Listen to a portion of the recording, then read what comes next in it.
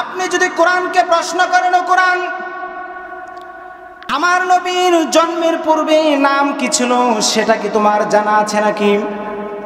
এই প্রশ্ন যদি কোরআনকে করা হয়, কোরআন তার জবাব দিয়ে বলবে মুবাশশিরাম বিরাসূলি ইয়াতি মিন বাদি ইসমুহু আহমদ। আমার নবীর জন্মের পূর্বে নাম ছিল আহমদ। আপনি যদি আবার প্রশ্ন করেন, কোরআন আমার নবীর জন্মের পরে নাম কি হয়েছে সেটা কি তোমার জানা আছে নাকি? এই প্রশ্ন যদি কোরআনকে করা হয়, কোরআন তার জবাব দিয়ে বলবে মুহাম্মাদুর রাসূলুল্লাহ ওয়াল্লাযীনা মাআহু আশিদ্দাউ আলাল কুফফার রুহামাউ বাইনাহুম। বলেন আল্লাহু আকবার। আমার নবীর জন্মের পরে নাম হয়েছে মুহাম্মদ। আপনি যদি আবার প্রশ্ন করেন, কোরআন বুঝলাম নবীর জন্মের পূর্বে নাম ছিল আহমদ, জন্মের পরে নাম হয়েছে মুহাম্মদ, তোমার কি এটা জানা আছে নাকি আমার নবী কোন শহরে জন্মগ্রহণ করেছেন?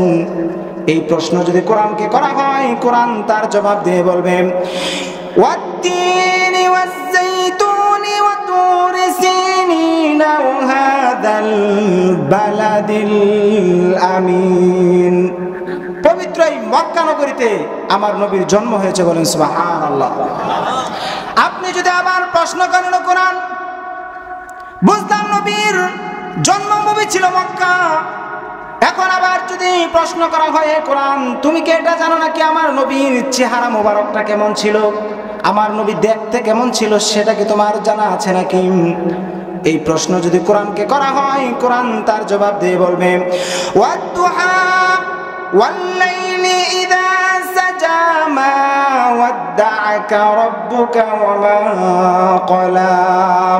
আপনি যদি আবার প্রশ্ন করেন, কোরআন আমার নবীর সিনা মুবারকটা কেমন ছিল সেটা কি তোমার জানা আছে নাকি? এই প্রশ্ন যদি কোরআনকে করা হয়, কোরআন তার জবাব দিয়ে বলবে আলাম নাশরাহ লাকা সাদরাকা ওয়া ওয়াদা'না আনকা বিজরাক। আপনি যদি আবার প্রশ্ন করেন, কোরআন আমার নবীর হাত মুবারক কেমন ছিল সেটা কি তোমার জানা আছে নাকি?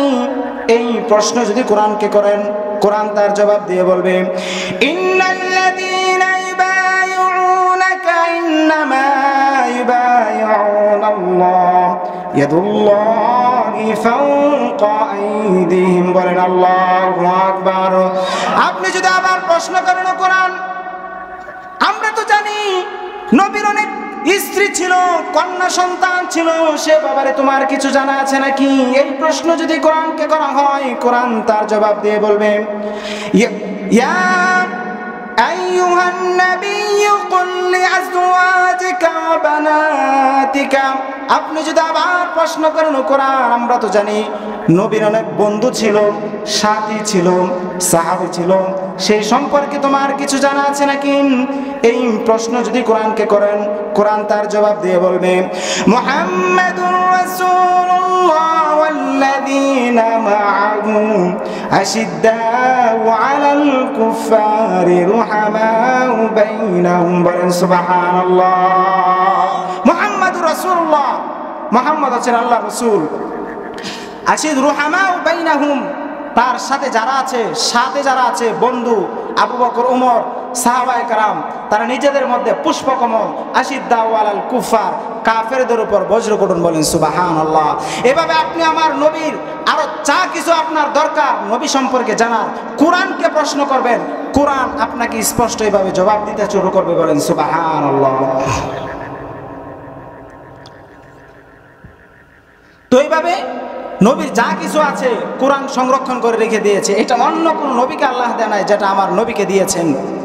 আমার নবী হচ্ছেন শ্রেষ্ঠ, সবার জন্য অনুসরণীয় ব্যক্তি, সবার জন্য শ্রেষ্ঠ।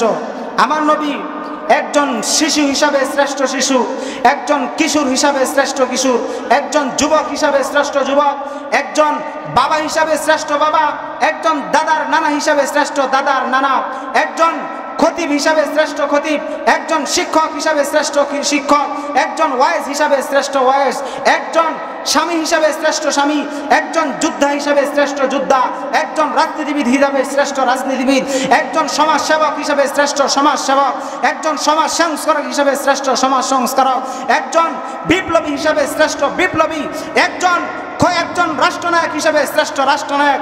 সুতরাং আজকের এই আলোচনা থেকে একটা ঘোষণা করে দিতে চাই, একজন শিশু যদি চিন্তা করেন শ্রেষ্ঠ শিশু হব, সে যেন শ্রেষ্ঠ শিশু মুহাম্মদ রাসূলুল্লাহকে ফলো করে। একজন কিশোর যদি চিন্তা করে শ্রেষ্ঠ কিশোর হব, সে যেন শ্রেষ্ঠ কিশোর মুহাম্মদ রাসূলুল্লাহকে ফলো করে। একজন যুবক যদি চিন্তা করে শ্রেষ্ঠ যুবক হব, সে যেন শ্রেষ্ঠ যুবক মুহাম্মদ রাসূলুল্লাহকে ফলো করে। একজন বাবা যদি চিন্তা করে শ্রেষ্ঠ বাবা হব, সে যেন শ্রেষ্ঠ বাবা মুহাম্মদ রাসূলুল্লাহকে ফলো করে। একজন দাদার নানা যদি চিন্তা করে শ্রেষ্ঠ দাদার নানা হব, সে যেন শ্রেষ্ঠ দাদার নানা মুহাম্মদ রাসূলুল্লাহকে ফলো করে। একজন যোদ্ধা যদি চিন্তা করে শ্রেষ্ঠ যোদ্ধা হব, সে যেন শ্রেষ্ঠ যোদ্ধা মুহাম্মদ রাসূলুল্লাহকে ফলো করে। একজন শিক্ষক যদি চিন্তা করে শ্রেষ্ঠ শিক্ষক হব, সে যেন শ্রেষ্ঠ শিক্ষক মুহাম্মদ রাসূলুল্লাহকে ফলো করে। একজন রাজনীতিবিদ যদি চিন্তা করে শ্রেষ্ঠ রাজনীতিবিদ হব, সে যেন শ্রেষ্ঠ রাষ্ট্রনায়ক মুহাম্মদ রাসূলুল্লাহকে ফলো করে। একজন রাষ্ট্রনায়ক যদি চিন্তা করে শ্রেষ্ঠ রাষ্ট্রনায়ক হব, দুনিয়ার অন্য কোনো সিস্টেম, অন্য কোনো তরিকায় শ্রেষ্ঠ রাষ্ট্রনায়ক আর কোনো সিস্টেম নাই, একটাই সিস্টেম, একটাই তরিকায়, সে যেন রাষ্ট্রের শ্রেষ্ঠ রাষ্ট্রনায়ক মুহাম্মদ রাসূলুল্লাহকে ফলো করে। কথা বলেন ঠিক কিনা? একটা আলোচনা শুরু করেছিলাম, এজন্য আমার রাসূল মাক্কি জিন্দেগিতে এভাবে পূর্ণাঙ্গ গুণাবলী নিয়ে মাক্কি জিন্দেগিতে সমাজকে সংস্কার করেছেন, সমাজকে সংস্কার করেছেন। আল্লাহ রাসূলের মাক্কি মাদানী জিন্দেগির এই কাজগুলো ছিল। তো আল্লাহ রাসূলের মাদানী জিন্দেগিতে এই সূরা ফাতিহাটি নাজিল হয়নি, বরং নাজিল হয়েছে মাক্কি জিন্দেগিতে। কোন জিন্দেগিতে? মাক্কি জিন্দেগিতে। সবাই একটু কথা বলুন। এই সূরার অনেকগুলো নাম আছে। তাফসিরে কাবিরের মধ্যে এই সূরার প্রায় 44টার বেশি নাম আসছে। এই সূরার এত বেশি নাম, অন্য কোনো সূরার এত নাম নাই। একটা মানুষের যত উপাধি বাড়ে, নাম বাড়ে, এটা তার শ্রেষ্ঠত্ব হওয়ার প্রমাণ বহন করে, শ্রেষ্ঠত্ব হওয়ার প্রমাণ বহন করে। যে হাফেজ হয়, আবার আলেম হয়, মাওলানা হয়, যত উপাধি বাড়বে এটা তার শ্রেষ্ঠত্ব হওয়ার কি প্রমাণ বহন করে। এই সূরার একটি নাম সূরাতুল ফাতিহা, যেটা আমরা সবাই চিনি, সবাই চিনি। ফাতিহা অত হচ্ছে খোলা, ফাতিহা মানে খোলা। কোরআন শরীফ খুললেই যেই সূরাটা আমাদের চোখে পড়ে সেই সূরাটার নাম সূরাতুল ফাতিহা। এই জন্যে সূচনাকারী, প্রারম্ভিকা যেহেতু এই সূরাটি, এই জন্য এই সূরার একটা নাম দেওয়া হয়েছে সূরাতুল ফাতিহা। এই সূরা আরেকটি নাম সূরাতুল হামদ। হামদ মানে প্রশংসা। আলহামদুলিল্লাহি রাব্বিল আলামিন আর রহমানির রহিম মালিকি ইয়াউমিদ্দিন। কোরআন শরীফ শুরু করার মাধ্যমে আল্লাহর প্রশংসা করা হচ্ছে। সমস্ত প্রশংসা ওই আল্লাহর জন্যে, যিনি গোটা জগতের রব, যিনি অতি দয়ালু বিশেষ মেহেরবান, যিনি মালিকি ইয়াউমিদ্দিন বিচার দিবসের মালিক। যেহেতু এই সূরার মাধ্যমে আল্লাহর প্রশংসা করা হচ্ছে, হামদ করা হচ্ছে, এই জন্য উলামায়ে কেরাম এই সূরা একটা নাম দিয়েছেন সূরাতুল হামদ। এই সূরা আরেকটি নাম সূরাতুশ শিফা। আমি চাই সবাই এই নামটা একসাথে উচ্চারণ করে বলেন। এই সূরা আরেকটি নাম সূরাতুশ শিফা। আবার আরেকটু জোরে বলেন, এই সূরা একটা নাম সূরাতুশ শিফা। এটা আমাদের প্রয়োজনীয় একটা নাম। শিফা মানে আরোগ্য। আমরা যখন অসুস্থ হব তখন ডাক্তারের কাছে অবশ্যই যাব, আগে সূরা ফাতিহা পাঠ করে আমরা সারা শরীরের মধ্যে ফু দিব। সূরার বরকতে সুস্থ করে দিবেন কে? কে ওয়াদা করেছেন? আল্লাহ করেছেন। হযরত আবু সাঈদ ইবনে খুদরি রাদিয়াল্লাহু আনহু বলেন, এক ব্যক্তি অসুস্থ হয়েছেন, আমি ওই ব্যক্তির কাছে গিয়ে 7 বার সূরা ফাতিহা পাঠ করে ওই ব্যক্তিকে ফু দিয়ে দিলাম। ফু দেওয়ার সাথে সাথে মুহূর্তের মধ্যে সেই নেতাকে সুস্থ করে দিলেন কে? মুহূর্তের মধ্যে ভালো হয়ে গেছে। সুবহানাল্লাহ। তিনি আরো বলেছেন, ফাতিহাতুল কিতাব শিফাউম মিন কুল্লি সুমিন। সূরা ফাতিহা হলো সকল রোগের প্রতিষেধক। বলেন সুবহানাল্লাহ। সব রোগ থেকে আরোগ্য লাভ করা যায় একটা সূরার মাধ্যমে। জবান খুলে বলেন সেই সূরাটার নাম সূরা ফাতিহা। দেখছেন কত ফজিলত। সুনান ইবনে মাজাহ হাদিসের কিতাব, সেখানে একটি পরিচ্ছেদ এসেছে বাবুল ইস্তিশফা বিল কোরআন, আল্লাহর কোরআন দিয়ে আরোগ্য লাভ করার অধ্যায়। সেখানে একটি হাদিস এসেছে, আল্লাহর নবী ইরশাদ করেছেন, খায়রুদ দাওয়াইল কোরআন। এই পৃথিবীর সর্বশ্রেষ্ঠ ঔষধ হলো আল্লাহর কোরআন। এই হাদিসের ব্যাখ্যায় বিশ্ববরেণ্য মুহাদ্দিস হাফেজ জালালউদ্দিন সুয়ুতী রাহমাতুল্লাহি আলাইহি লিখেছেন, সূরা ফাতিহার প্রতিটা অক্ষরে আল্লাহ পাক 70টি করে রোগের ঔষধ রেখে দিয়েছেন। আরো জোরে পড়েন সুবহানাল্লাহ, আরো জোরে। একটা অক্ষর দিয়ে কয়টা রোগ বলা হয়? 70টা। সূরা ফাতিহার মধ্যে অক্ষর আছে 113টা। 70 দিয়ে গুণ করে দেখেন কতগুলো রোগ বলা হয়। ফাতিহাতুল কিতাব শিফাউম মিন কুল্লি সু, সকল রোগের প্রতিষেধক, সকল রোগ থেকে আরোগ্য লাভ করা যায়। এখন সকল রোগের মধ্যে ক্যান্সার আছে কিনা, সব রোগ পড়লো কিনা, এই জন্য কোরআনের উপরে আমরা আগে ভরসা করব। সূরা ফাতিহার মধ্যে শিফা দিয়েছেন কে? কোরআনের মধ্যে শিফা দিয়েছেন কে? রব্বুল আলামিন বলেন, ওয়া নুনাজ্জিলু মিনাল কুরআনি মা হুয়া শিফাউন ওয়া রাহমাতুন লিল মুমিনিন ওয়া লা ইয়াজিদুয যালিমিনা ইল্লা খাসারা। বলেন আল্লাহু আকবার। এই কোরআনের মধ্যে আমি শিফা দিয়েছি, রহমত দিয়েছি। আরেকটি নাম হাদিসের মধ্যে এসেছে আস-সাবউল মাসানি। আস-সাবউল মাসানি নিত্য পাঠনীয় সূরা, বারবার পাঠ করা হয়। প্রত্যেকদিন যেই সূরাটা পাঠ করা হয় সেই সূরাটার নাম কি? আস-সাবউল মাসানি। আস-সাবউল মাসানি। আমরা যারা প্রত্যেকদিন শুধু ফরজ নামাজ পড়ি তাদের এই সূরাটা 17 বার পড়তে হয়, আর যারা সুন্নাহ সহ পড়ি তাদের এই সূরাটা 32 বার পড়তে হয়। রব্বুল আলামিন বলেন, ওয়ালাকাদ আতাইনাকা সাবআম মিনাল মাসানি ওয়াল কুরআনাল আযীম। বলেন আল্লাহু আকবার।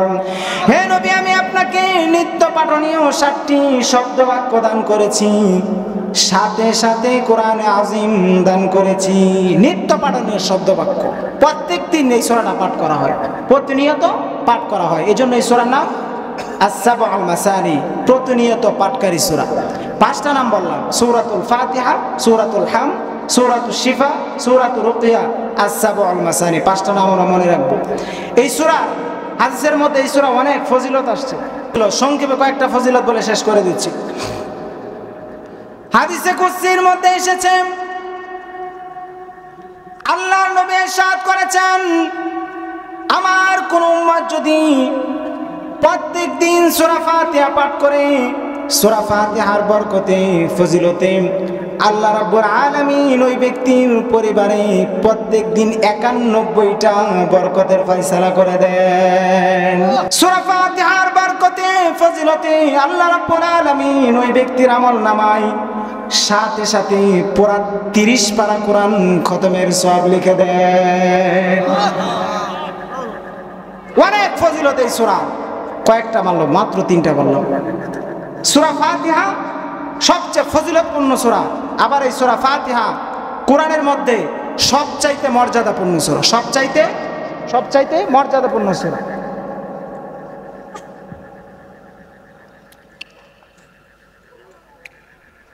কোরআনের মধ্যে সবচাইতে মর্যাদাপূর্ণ আয়াতের নাম হচ্ছে আয়াতুল কুরসি, আর সব থেকে মর্যাদাপূর্ণ সূরার নাম একটা আয়াত, একটা সূরা। সবচেয়ে মর্যাদাপূর্ণ আয়াত হচ্ছে আয়াতুল কুরসি, আর সব থেকে মর্যাদাপূর্ণ সূরার নাম হচ্ছে সূরাতুল ফাতিহা। পার্থক্য বুঝেছেন? সূরা ফাতিহা কেমন মর্যাদাপূর্ণ সূরা, একটা হাদিস শোনাচ্ছি। হাদিসটি বুখারী শরীফের মধ্যে এসেছে। হাদিস সংখ্যা হলো 4474 নম্বর হাদিস, 4474 নম্বর হাদিস। হাদিসটি আবার মুসলিম শরীফের মধ্যে এসেছে, রিয়াজুস সালিহিনের মধ্যে এসেছে, মিশকাত শরীফের মধ্যে এসেছে। হাদিসের বর্ণনাকারী হলেন হযরত আবু সাঈদ ইবনুল মুআল্লা রাদিয়াল্লাহু আনহু। হযরত আবু সাঈদ ইবনুল মুআল্লা রাদিয়াল্লাহু আনহু বলেন, কুনতু উসাল্লি ফিল মসজিদ, আমি মসজিদের মধ্যে নামাজ পড়ছিলাম। ফাদাআনি রাসূলুল্লাহ সাল্লাল্লাহু আলাইহি ওয়াসাল্লাম। এটা হলো বুখারীর রওয়ায়াত। মুসলিমের মধ্যে এসেছে, ফাদাআনি আল্লাযী রাসূলুল্লাহ সাল্লাল্লাহু আলাইহি ওয়াসাল্লাম ফালাম উজিবহু, আল্লাহ রাসূল আমাকে ডাকলেন, আমি আল্লাহর নবীটাকে সাড়া দিলাম না। দ্রুত গিয়ে নামাজ শেষ করে আমি আল্লাহ রাসূলকে গিয়ে বললাম, লাব্বাইকা ওয়া সাদাইকা ইয়া রাসূলুল্লাহ। ওগো আল্লাহ রাসূল, আপনি কি আমাকে ডেকেছিলেন? গোলাম আপনার সামনে হাজির, কেন ডেকেছিলেন? আল্লাহ রাসূল বললেন, হে আবু সাঈদ ইবনুল মুআল্লা, আমি তোমাকে ডাকলাম, তুমি আমার ডাকে সাড়া দিলে না কেন? আবু সাঈদ ইবনুল মুআল্লা বললেন, হুজুর, আমি নামাজ পড়ছিলাম, নামাজ পড়ার কারণে আপনার ডাকে সাড়া দিতে পারি নাই, নামাজটা ছিল ফরজ নামাজ। আল্লাহ রাসূল বললেন, হে আবু সাঈদ ইবনুল মুআল্লা, আল্লাহ কি কোরআনের মধ্যে কথা বলে নাই? আলাম ইয়াকুলিল্লাহ ইয়া আইয়ুহাল্লাযীনা আমানু ইসতাজীবু লিল্লাহি ওয়া লির-রাসূলি ইযা দাআকুম। হে আবু সাঈদ ইবনুল মুআল্লা, আল্লাহ কি কোরআনের মধ্যে বলে নাই যখন তোমাদেরকে আল্লাহ এবং তার রাসূল ডাকে তখন তোমরা আল্লাহ এবং তার রাসূলের ডাকে সাড়া দাও? তুমি নামাজ পড়ছিলে, নামাজ পড়াটা ছিল তোমার জন্য ফরজ, কিন্তু আমি নবী যখন ডাকলাম তখন আমি নবী ডাকে সাড়া দেওয়া সেটা ছিল তোমার কাছে তার থেকেও বড় ফরজ, সেটা ছিল তার থেকেও বড় ফরজ।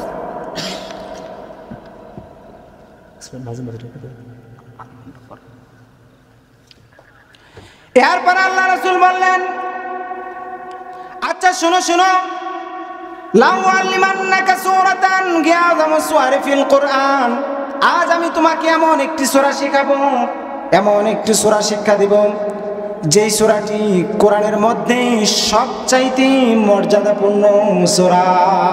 আমি তোমাকে এখন ডেকেছি কোরআনের মধ্যে সব থেকে মর্যাদাপূর্ণ সূরাটি শেখাবার জন্য।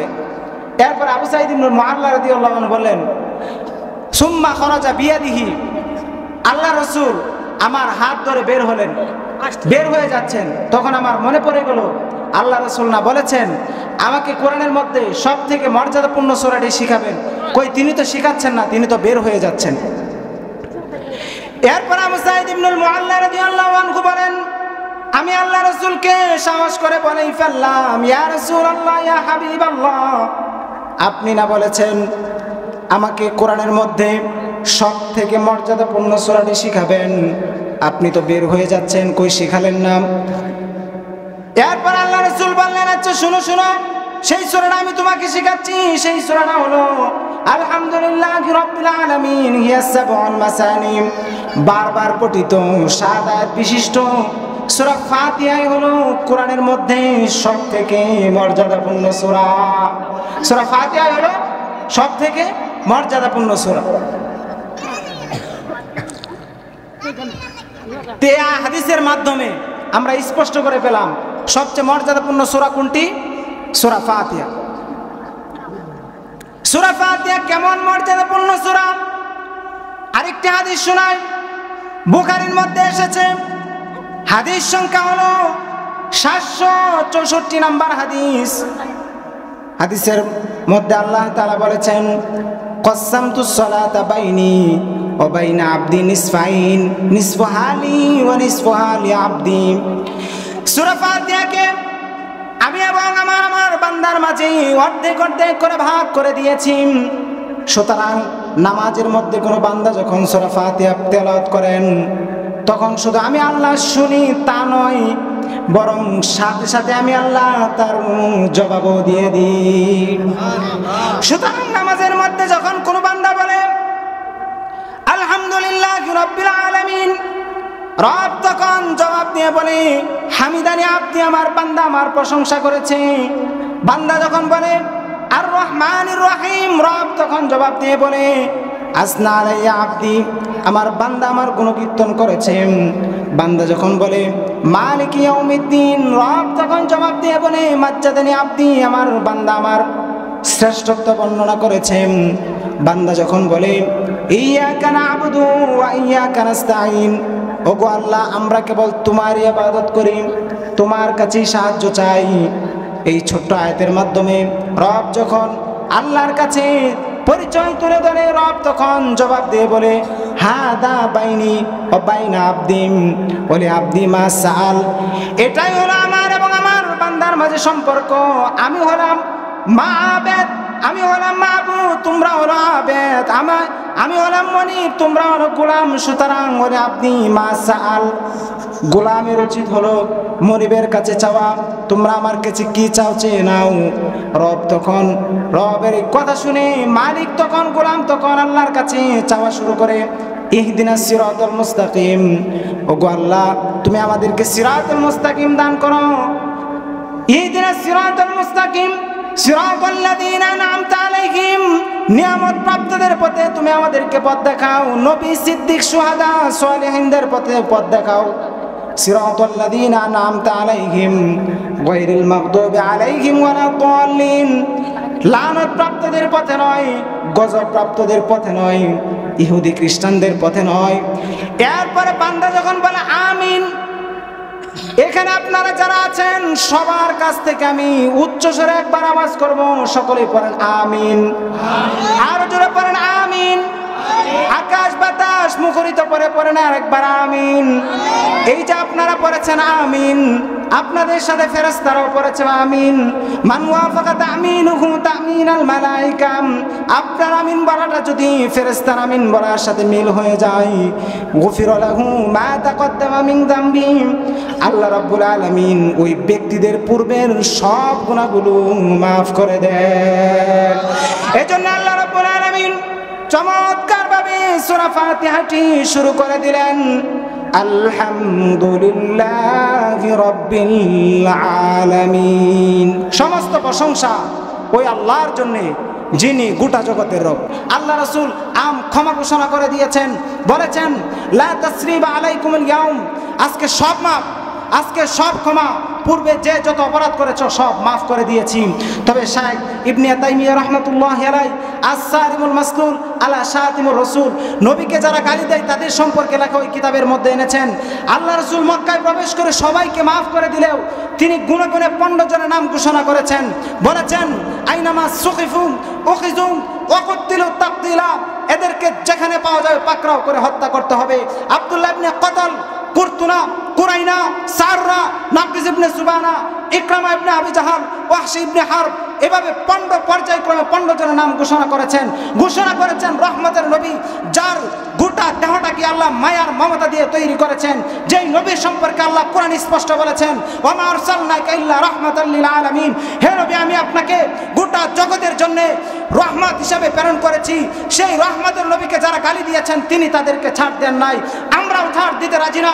আল্লাহ কোরআনে বলেছেন মা কানা লিল মুমিনি ওয়ালা মুমিনাতিন ইযা কাদাল্লাহু ওয়া রাসূলুহু আমরান আইয়াকুনা খিয়ারাতিন মিন আমরিহিম, আল্লাহ রাসূলের সিদ্ধান্ত আসার পর কোন মুমিনের নিজস্ব সিদ্ধান্ত থাকতে পারে না। আমরাও বলে হ্যাঁ তাই, আল্লাহর সিদ্ধান্ত আমাদের সিদ্ধান্ত, রাসূলের সিদ্ধান্ত আমাদের সিদ্ধান্ত। যারা আমার নবীকে নিয়ে গালি দিবে, আমার নবীর ইজ্জতের উপর কলঙ্ক লেপন করবার চেষ্টা করবে, যারা আমার নবীর খতমে নবুয়তকে নিয়ে টানা হেচড়া করবে, সেই কুখ্যাত নবীর দুশমনদের বিরুদ্ধে জাতীয় সংসদে সর্বোচ্চ শাস্তির বিধান, মৃত্যুদণ্ডের আইন চাই, মৃত্যুদণ্ডের আইন চাই, মৃত্যুদণ্ডের আইন চাই। কথা বলেন ঠিক কিনা? এই জায়গাটায় কোনো ছাড় হতে পারে না। স্পষ্ট ঘোষণা করব, আমার নবীকে যারা গালি দিবে ওর কোনো ধর্ম পরিচয় নাই, ব্যক্তির পরিচয় নাই, রাজনৈতিক পরিচয় নাই, ধর্মের পরিচয় নাই, ওর পরিচয় একটাই, ও মানবতার শত্রু, দেশের শত্রু, স্বাধীনতা বিরোধী শত্রু। ওই কুলাঙ্গারকে কেটে টুকরা টুকরা করে বঙ্গোপসাগরে ভাসিয়ে দাও। মুহতারাম হাজিরিন, প্রশাসনকে একটি কথা বলবো, আপনার ডক্টর ইউনূস সাহেবকে বলতে চাই, আপনার রাষ্ট্র পরিচালনা নিয়ে উলামায়ে কেরাম সহ সন্তুষ্টি প্রকাশ করছেন। আপনি রাষ্ট্রের অন্যান্য বিষয়গুলো যেমনিভাবে সামলাবেন, গুরুত্ব দিবেন, এই বিষয়টা গুরুত্ব সহকারে দেখবেন। ফলে 200 কোটি মুসলমানের কলিজার টুকরা নবী মুহাম্মদ আরবি সাল্লাল্লাহু আলাইহি সাল্লামকে যদি গালিগালাজ করা হয়, এই বিষয়টাকে আর আপনি গুরুত্বহীনের সাথে দেখেন, আপনি এটাকে গুরুত্বের সাথে না দেখেন, ওই কুলাঙ্গারকে ধরে আপনি যদি উপযুক্ত শাস্তির ব্যবস্থা না করেন, উলামায়ে কেরামের পক্ষ থেকে স্পষ্ট বার্তা দিতে চাই, খোদার কসম করে বলতে চাই, টেকনাফ থেকে তেতুলিয়া পর্যন্ত, রূপসা থেকে পাতুরিয়া পর্যন্ত, আসমান থেকে জমিন পর্যন্ত গোটা বাংলাদেশের ৫৬,০০০ বর্গ মাইলে আন্দোলনের দাবানল জ্বলে উঠবে, দাবানল জ্বলে উঠবে। দাবানল জ্বলে উঠবে। কথা বলেন ঠিক কিনা? একটা জায়গায় আমরা কখনোই চুপ থাকবো না। আল্লাহ চুপ থাকেন নাই, রাসূল নিজেও চুপ থাকে নাই। আমাদের ইমানের দাবি থেকে আমরাও কখনো চুপ থাকতে পারবো না। কথা বলেন ঠিক কিনা?